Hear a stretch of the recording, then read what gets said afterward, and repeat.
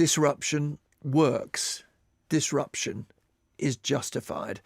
So says my guest this week, Roger Hallam, the co-founder of Extinction Rebellion and the mastermind of Just Stop Oil. He joins me here on Political Thinking, an opportunity for a conversation with, not a news interrogation of, someone who shapes our political thinking about what has shaped theirs. Hallam argues, and I quote, that only mass civil resistance can stop the global 1% imposing mass death on billions of people. Agree with him or passionately disagree? There's no denying that he's one of the most potent organisers of political protests of recent times. Roger Hallam, thanks for joining me on Political Thinking. Right. That quote came from your website. There's another quote on the front page. It says, "The essence of what is human is the ability to make a decision, a conscious decision about what is right in life." What did you mean? Well, I thought we were going to talk about this later in the interview, but okay, we'll start with the big point. So the big point, I suppose, is that at a time of existential crisis, people have to and tend to make a decision about what's right and wrong, and they base their decision on that virtue, on the notion of virtues. They don't make a utilitarian decision. They don't go, what will work, what won't work. And I think our culture's in the process of transitioning towards a realization we don't have control. We have control over our own lives, but we don't have control over what's going to happen over the next 30 years. And so what's most important is we live a good life. And that's broadly what I promote to people in terms of them making a decision to go into resistance. Do you mean that what I spend my day job doing, asking questions of politicians about this or that policy initiative, in a sense misses the point as far as you're concerned? Yeah, well, the danger of disrupting you. I'm just going to read you a quote. So hopefully your audience can understand a little bit more viscerally what we're actually talking about. So, I get sent science articles 3 or 4 times a day. So there's nothing particularly unique about this, but it came out about a month ago from a peer-reviewed paper in a journal called Energies. And this is what it says. If warming reaches or exceeds 2 degrees centigrade, mainly richer humans will be responsible for killing roughly 1 billion mainly poorer humans. Okay, so and that's the result that climate change produces drought, produces famine, and so on and so forth. No. What that quote is saying is climate change is not killing anyone. It's mainly richer human beings who are killing poorer human beings. And the tool of the death project is destruction of the climate. Tool is an interesting word, and I quoted you as saying the global 1% are imposing mass death. You're arguing that this is a conscious, a deliberate, a calculated act by those people, are you, rather than the byproduct of what they would no doubt justify as growth, expansion of wealth, and so on? It's an interesting intellectual digression. But you think misses the point? To split hairs over what degree of murder it is. No, it's a genuine question because it's your language. I'm just choosing my words carefully. I think when your audience hears that, you've got 2 options, which is to try and intellectualize around it. And, ask a reasonable intellectual question, which is to what degree is it murder, to what degree is it manslaughter? But that is a displacement activity. The main human response to that should be massively emotional. Emotional about what's going to happen to you, what's going to happen to your family, what's going to happen to the country, what's going to happen to the whole world. what's going to happen for the next 100,000 years, because this is going to go on and on. And the biggest problem is journalists like yourself, with all due respect, and a lot of elite people are incapable of emotionally connecting. Do you think that emotional reaction, the thing you say I'm incapable of, but the interview's not about me, is what you did successfully produce a few years back in that very successful few days for you when Extinction Rebellion brought chaos to the streets of London, if you're a critic, or finally showed how many people were willing to stand up and be counted to fight against climate change? I disagree with what you just said. I think it is about you, and it's about the audience. So one of the things you learn about how to persuade people or how to create mobilization is about centering things on the actual moment, this moment, right? We have a moment here. I'm talking to you. You're talking to me. We have to learn to think about the immediacy of the moment rather than engage in what I would describe as the privilege of detachment. Let's say I reacted in the way that is want the right word? You would want me to. And what you don't want me to do, and this isn't this interview, is to say, well, some scientists don't agree with that number and they don't agree with this timescale. We're not having that debate today. That's for another time and another place, because there are other views, as you know. What is it that you want the reaction to be of me or anybody else? The very question of how do you want me to react, for me, shows that you simply haven't taken the information on.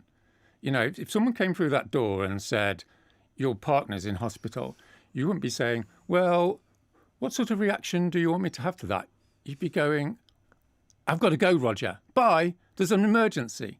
You know, like 3 years ago, the British Parliament, as you know, 4 years ago, I think it was now, made a decision, right, on behalf of this country that we are in an emergency. That was the wording that they used. Theresa May was Prime Minister. It came But soon after Extinction Rebellion took to the streets. No one in the political class, including yourself and your colleagues at the BBC, have even come close to understanding and acting upon what an emergency is.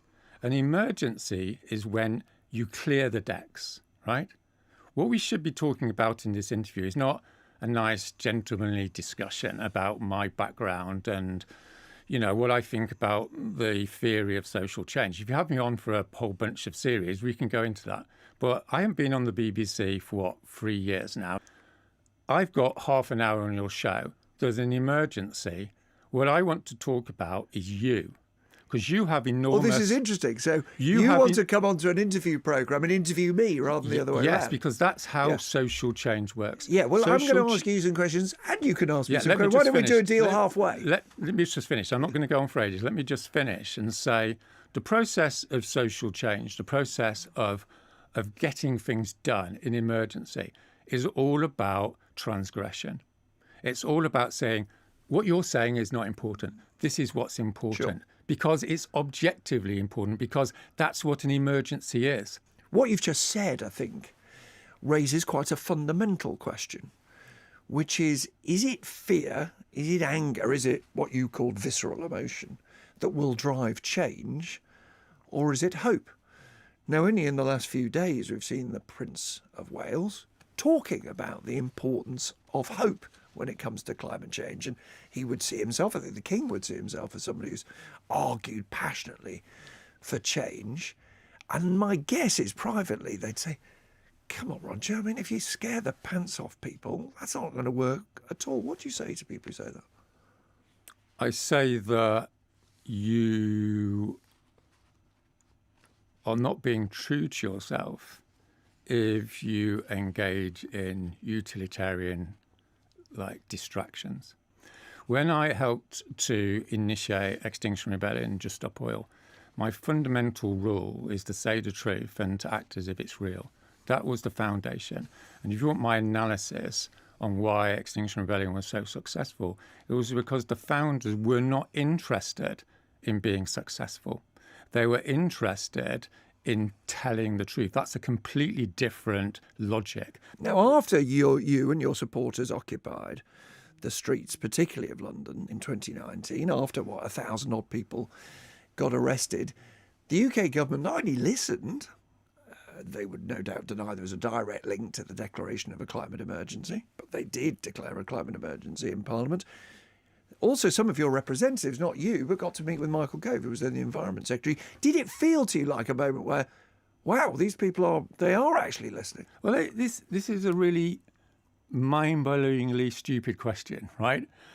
1 billion people. We can swap if you like. You can do my job and I'll do yours. With all due respect, right? I love the addition of with all due respect. It's a mind-blowingly. That makes it feel a lot better. I'll tell you why it's a mind-blowingly stupid question. Yeah. Is and this comes back to emotional connection, right? Yeah. I mean, I've got no expectation of you emotionally connecting, right, with what I've just said, because you're part of that system that isn't able to connect. When I'm coming onto this program, I'm paid not to take the side of people who are in front of me to be interviewed. That's what I'm paid for. Exactly. Yeah. You're paid, but also it's part of the culture.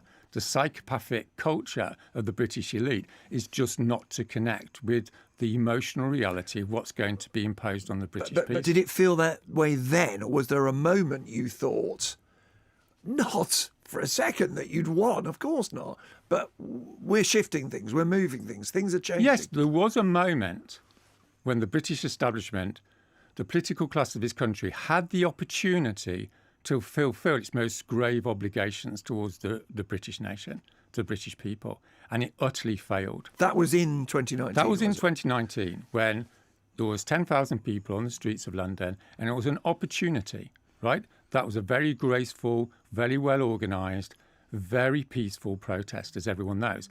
If I gave you the whole half hour to simply repeat how many people are going to die and how awful it's going to be, is that going to work? Because you're someone who is interested in what ultimately will work. And there are plenty of people in the old Extinction Rebellion movement, outside the movement, go, it doesn't work. It alienates people. It turns them off. People want hope.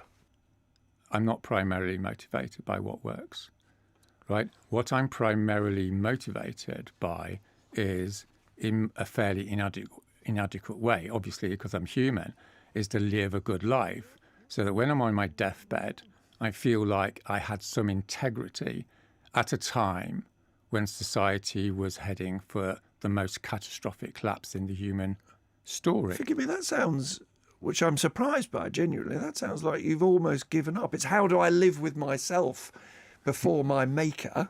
And your mother was a Methodist preacher, and it's clear that religion played quite an important part in shaping the person that you are in your youth.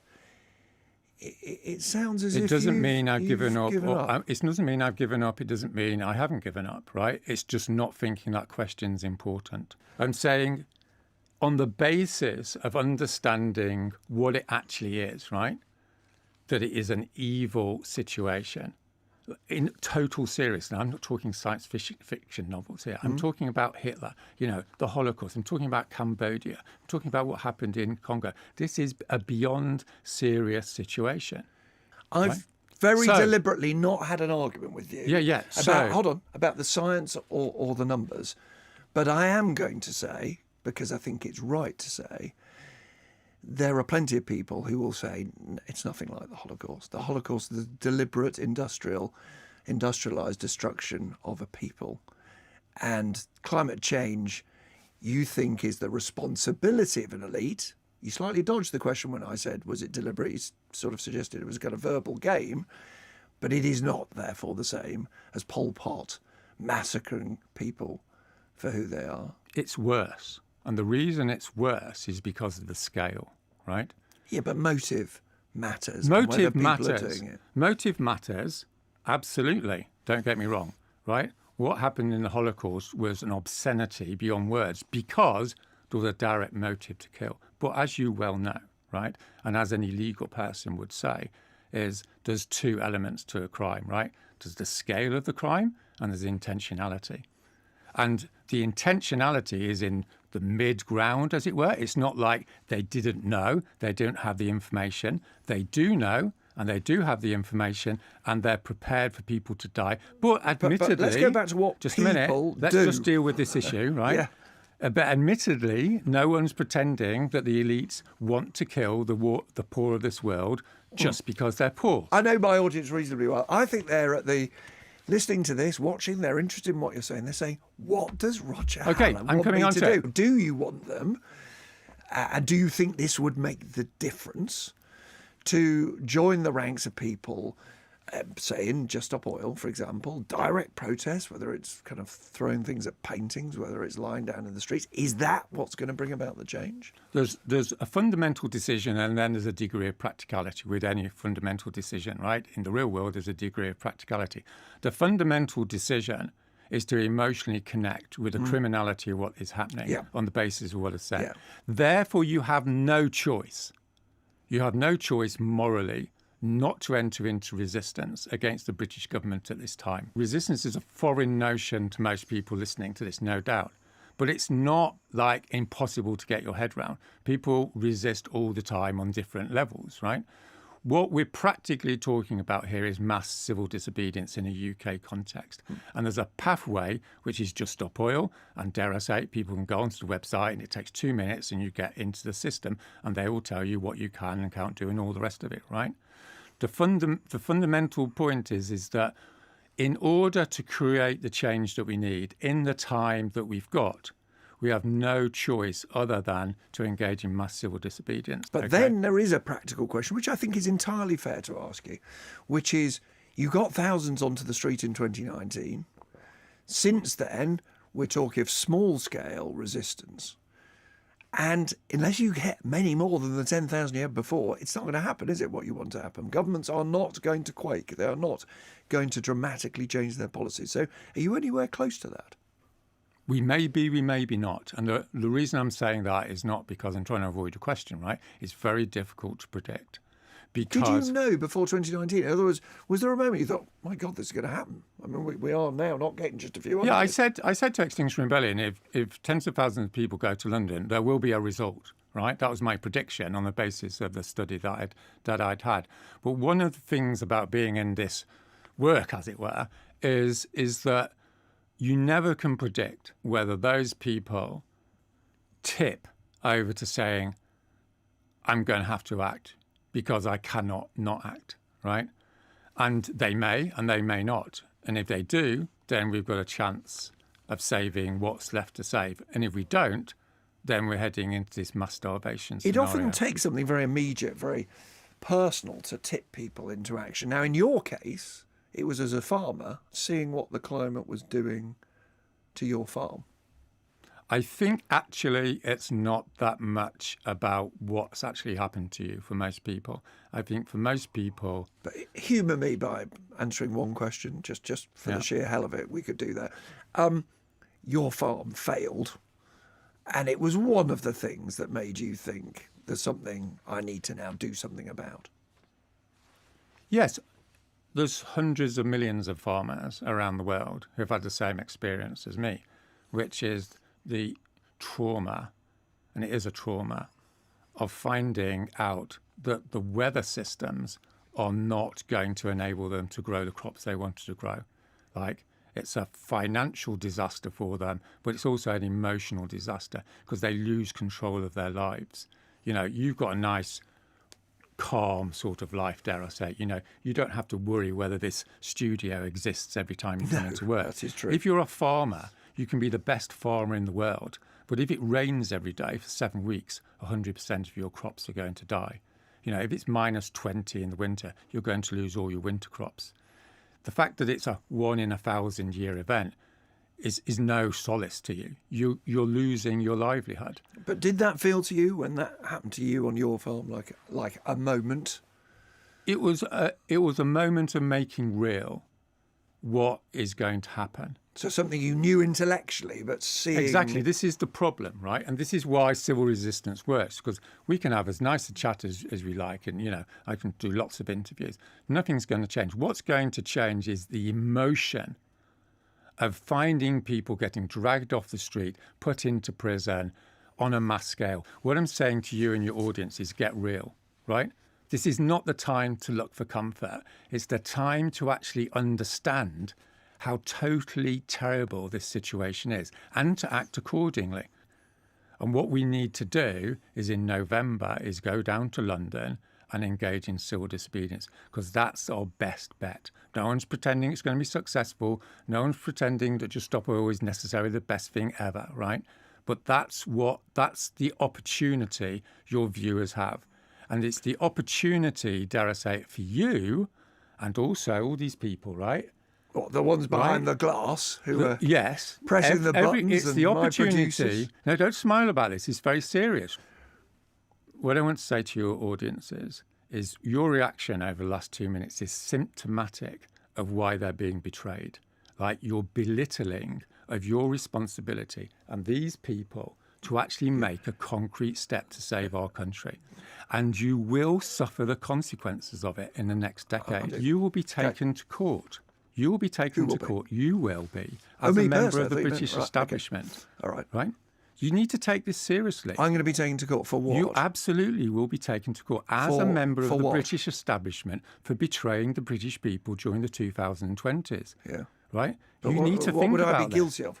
You will be guilty of treason. Over the course of this conversation, you've told me how frightening it is, what's going to happen. You've got to address, I think, don't you, the people who just say, I don't want to be hectored and harangued and terrified. I want to be persuaded by cogent argument about what will change and how it will change and what will make a difference. To those who think that, are you just thinking they're missing the point? Yes. But they're your audience. No. The audience is the 1% of the population. Civil resistance and social change happens when 1% of the population decides that they have been morally violated to the point that they engage in resistance. Now, does it matter, therefore, that 6 in 10, even people who protested, said disruptive protesting hinders rather than helps the cause? Does that matter? No. For the reasons I've just said. So, in a way, to hell with them. So long as you stirred one person out of 100 on this programme, no, you're totally succeeded. misrepresenting what I'm saying. It's not a strategy. It's not like, oh, those people don't matter because we're just going for that 1%, right? We're not going for anything. We're making a statement, right? We're making a statement to eternity about the sort of people we are. That's a completely different universe, right, of mental activity. Do you understand what I'm trying to say? I do. I'm trying to say there's something totally unacceptable about the situation we're in. No, I do understand it. I just want to end on this, if we may, because I hear I think it's anger, isn't it? Is it fair to describe it as anger? It's not frustration. I'm utterly infuriated. Yes. And I'm aware that occasionally, because we're having a civilised conversation, I've smiled and you find it annoying. Of course I find you annoying. That's I find everything about the British establishment disgusting. The point is, Nick, is what are you going to do to have integrity in your life, right? Yeah, well, what are these people going to do to have integrity? I will reflect on how I have life? integrity in my life, if you forgive me, not with a complete stranger I've only just met. I'm paid to ask you questions. You've had 30 years, right? Yeah. You and your generation have had 30 years to look at this information. And what you've chosen to do is have a quiet life, right?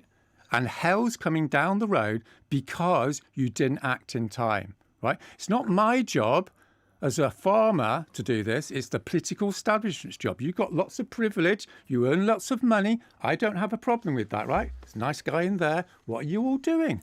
There's another world out there, which is a world of acting upon your fundamental beliefs. When you act upon your fundamental beliefs, you experience a certain ecstasy. Many, not all, and not all times, when people are put into a cell in a police station, they have a sense of peace, a profound sense of peace. This is a spiritual phenomenon, which is when people stand up against evil, there's a release. There's not a tension anymore. There's not that violation of your core self.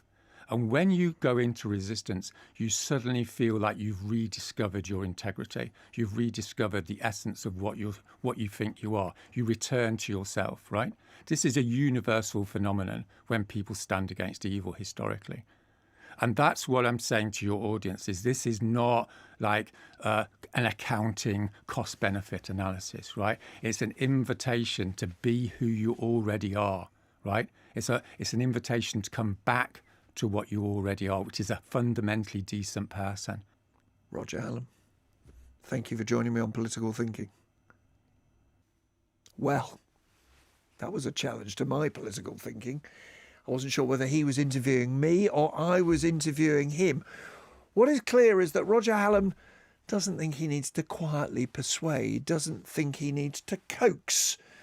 He doesn't want to use any of the tools of normal political campaigning. He believes he has to shock, he has to engage the soul in the hope that you, or at least some of you watching, join him in mass civil disobedience. Thanks for watching.